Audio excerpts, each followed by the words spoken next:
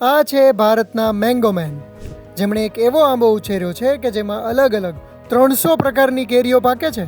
આ તમામ કેરીઓના રંગ, રૂપ, આકાર અને સ્વાદ અલગ છે.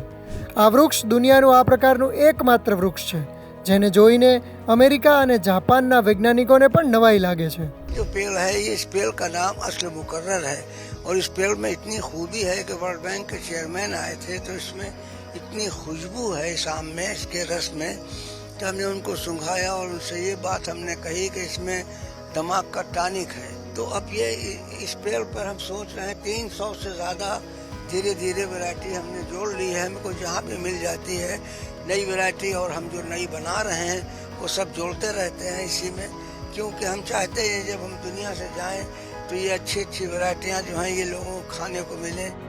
લખનૌના મલિહાબાદમાં રહેતા કાજી કલીમુલ્લા ખાન કેરીના વૈજ્ઞાનિક માનવામાં આવે છે. કેરી અને આંબા વિશે એમની પાસે એટલું બધું જ્ઞાન છે કે તેઓ આ વિષયના જીવતા જાગતા એન્સાઇક્લોપીડિયા છે.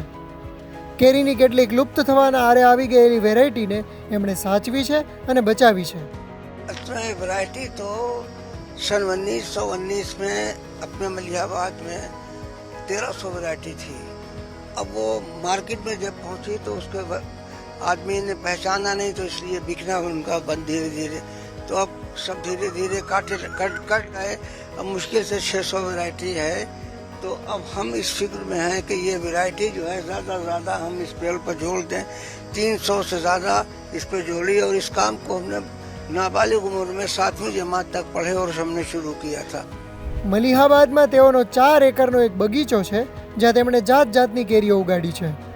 માત્ર 7 ધોરણ સુધી ભણેલા હાજી કલીમુલ્લા ખાનનો શોખ અને મહેનત એવા ફળ્યા કે વર્ષ 2008માં ભારત સરકાર દ્વારા તેઓનું પદ્મશ્રી પુરસ્કારથી સન્માન કરવામાં આવ્યું. આજે 85 વર્ષની ઉંમરે પણ સતત અને સખત મહેનત કરતા કલીમ ચાચા કહે છે કે કેરીઓ પણ માણસો જેવી જ હોય છે. 2 કેરી ક્યારેય એકસરખી નથી હોતી. માણસે એકબીજા સાથે કેવી રીતે સુમેળ સાથે રહેવું જોઈએ એ તો ખરેખર કેરી પાસેથી શીખવા જેવું છે.